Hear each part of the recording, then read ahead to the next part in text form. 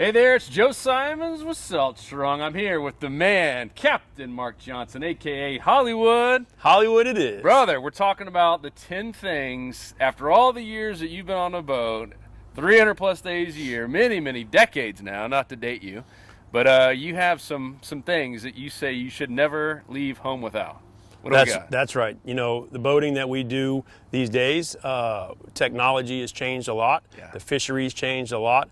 But the common core tools that we carry with us and things that we use on a daily basis are really important to have in your boat. All right, let's go through. What do we got? All right, so first, in today's world, number one thing you should bring with you is some communication, okay? So everybody has their trusty cell phone, okay? Cell phone works most places, comes in handy, calling for help, let mama know what you're doing, the whole 9 yards, make sure you're not late for practice. Whatever you need, the cell phone comes in handy. Make sure you have one and be able to charge it. All right, most bay boats, other boats, you can add a 12-volt little charger plug. Other part of that charging, you know, you have a kit like this that does multiple tasks. We'll talk about that later, but they have built-in charging capacity. What about satellite phones? You know, that's a funny thing. So top 10 things that we carry, we don't always carry a sat phone, but if we know that we're going to be like when I'm in Louisiana and I'm out in the Gulf and you don't have any phone reception, or if we're up in Whitewater Bay out behind Flamingo in areas where there's no phone reception, then yes, a satellite phone comes in very handy just for that safety factor. You hope that you never use it. You wonder why you pay the service for it every year, but you'd rather have it and not need it than need it and not have it. Amen. So communication, numero uno. Absolutely. All right, what else we got? Okay, in the realm of tools that we use every day, it's always good to have a good sharp knife on the boat, all right, at least one.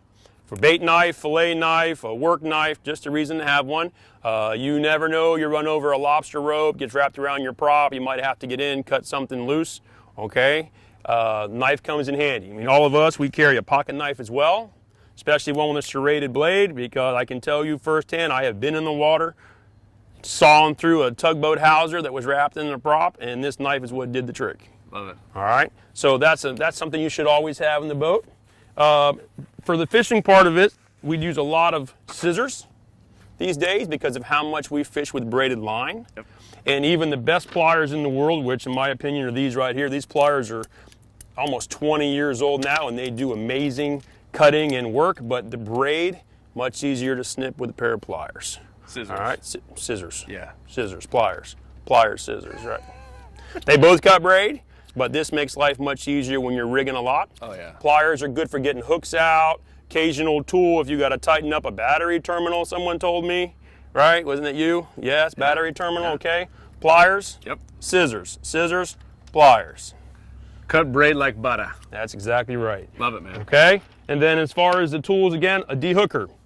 We'll talk about how to use this, but you can see by design, it really makes it easy to unhook catfish, trouts, a lot of different fish. And then it also has a reverse curve in it. So if you have to go in a fish's mouth, you can put this in the round part of that hook and you can back it out. Comes in very handy. You don't have to touch near as many fish, and that's good for the fish, good for you, and a lot less chance of getting spined or bit. Measuring device of some sort. Today's world, every fish has a regulation concern, whether it's size, quantity, season open, close. So make sure that you have some sort of measuring device. Make sure you're current on whatever it is you want to bring home for dinner. And make sure that you buy one of these from a reputable brand that has all the right information, because it does change. And there are times you can buy a measuring stick that has false information on it. And in the world of fake news, the last thing you want to do is have the wrong measurement with your snapper and have the man tell you why you're doing it all wrong. And hand you a big fine. Right, press hard, 5 copies, okay? The Boga Grip. This is a great tool. This particular one, again, is 10, 12 years old. They're amazing quality. They don't go bad. They are expensive, but they are worth it. So they are a scale that is certified by the IGFA. So no matter how much you want to lie about how much your fish weighs, Boga Grip doesn't lie. But it's a great tool to grab fish, to weigh, take a picture, or help unhook, especially small sharks, especially mackerels, kingfish, barracudas, things with teeth. Yeah. All right. That's a great tool. We use that an awful lot, especially with catch and release. You can hold the fish by the jaw in the water. You can let him go, take a picture, never even have to take him out of the water. Comes in handy. All right, talk about polarized sunglasses. Number one tool you have to have when you're outdoors. Yes. Manufacturer aside, pick a pair that works for you. You gotta have them. So with that, you want to make sure you have some lens cleaners, whether it's something you buy commercially like that or a little lightweight cloth that comes with all the sunglasses we use these days. All right, clean sunglasses, very important. But again, of all the tools you have to be outdoors fishing, being in the boat, this is probably number one. Yes. All right, and with that, of course, too, make mom happy, you always have to have some sort of sunblock. Lip balm, sunblock, put it on by the gallon. Okay, the sun is our friend until you're in the office getting things cut off, right? That's so. Sunblock. Well, and that's one that a lot of people overlook. I think a lot of people are putting sunscreen on, and all of a sudden they get out there and like, I don't have any chapstick.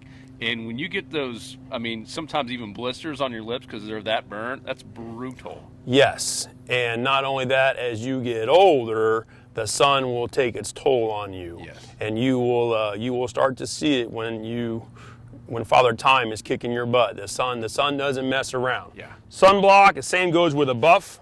Okay, we wear a lot of buffs, a lot of different reasons. You wear them up around the face, we wear them on the scalp. Yep. Okay, in my tender old age, the old Hollywood look with the raging blonde hair isn't quite so raging anymore. So we wear a buff on the head a lot because your scalp can't take the sun.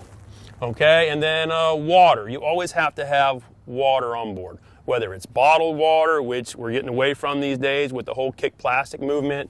All right, big water jugs like so.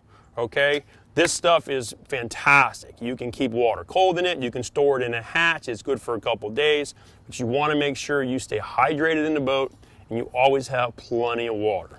So this little pile of stuff is in every boat we have and every boat trip we go on. We make sure that we have this. And then the last part too that's hidden in here is this is a neat little gizmo charging device. It's a lithium battery. All right, it comes with a little set of jumper cables. So this will start most boats at least once if you find yourself with that dead battery. And then for all you techno guys, it comes with a million different little fittings and all kinds of stuff. And you can plug in here and charge your cell phone. You could charge your portable VHF radio. You can probably charge a spotlight. You can get away with a lot of things from one little kit like this. That's great.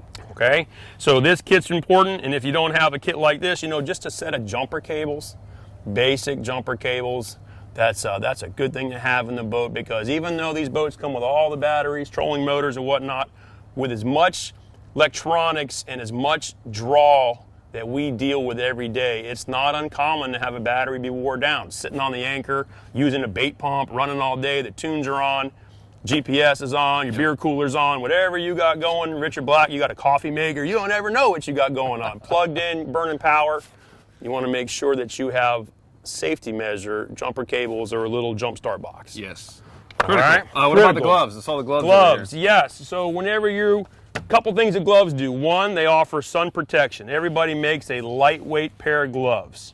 All right, they go on, keeps your sun from beating you up. Like these hands look like they're about 300 years old because I didn't wear these when I was a kid, right? So lightweight gloves, very important. Also, poling a boat, they come in handy, and handling fish, and also handling a leader. You get a nice fish alongside of the boat, you put your glove on, you take a nice wrap of the line. It helps you from getting cut all over, and it's protection. Yeah, and they make them with the open ends, you so can get tying knots and all that great stuff. Exactly right. So the sun glove style is a little more user-friendly for rigging, because you have fingertip touch, and for fishing. And then the more industrial ones that are a little more heavy duty with the padding on the inside for grabbing big leader, that's much more for leadering sharks and tarpon and sailfish, big fish, where you're going to wrap some line and be able to pull back when he pulls. Yep. That's an important tool.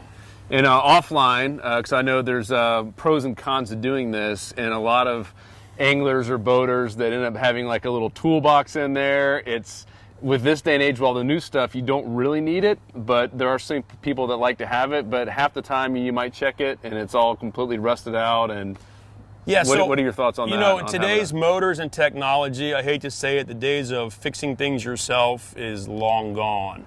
You're never going to take a cowling cover off a brand new Verado or a brand new Yamaha or anything new and have any idea what 2/3 of those parts are. And if something's not working on your boat and your gauges are beeping and your wireless steering doesn't work, you're pretty much SOL. So you call a friend, call a buddy tow, call a sea tow, call a towboat, call something, and it goes to the dealer. The days of fixing things yourself, sad to say, are long gone. So if you want to carry tools, I mean, a pair of channel locks would be helpful. Yep. Okay, some duct tape's always helpful. Some zip ties come in handy. But day in, day out, we don't carry a toolbox because we find that, knock on wood, we just don't have a use for it. It takes up space. Takes up space, and in the world of dry hatches and salt water and moisture, the last thing you want to do is open up a box and find all your sockets and stuff rusted that you haven't used in 2 years. Yeah. Cool, man. That's awesome. Well, anything else? Any final thoughts on any other little small pieces of equipment or tackle? Ice. Oh, Gotta have ice. I was hoping you'd say that. All right. Ice. Especially here in Florida. That's right. Even now in the wintertime. God, never leave home without ice, right? Love it, man. That's right. Well, cool. Yeah. So that pretty much covers the basic utensils of what we do every day on a safe boating trip, and then we use this stuff on a daily basis. Awesome. Thank you all. Check out more tips, saltstrom.com, and make sure to check out the man, Hollywood. He's got a fleet of boats down here in the Keys, Florida Keys Fun Fishing.com. That's us. The guy knows how to have fun. Thank you all.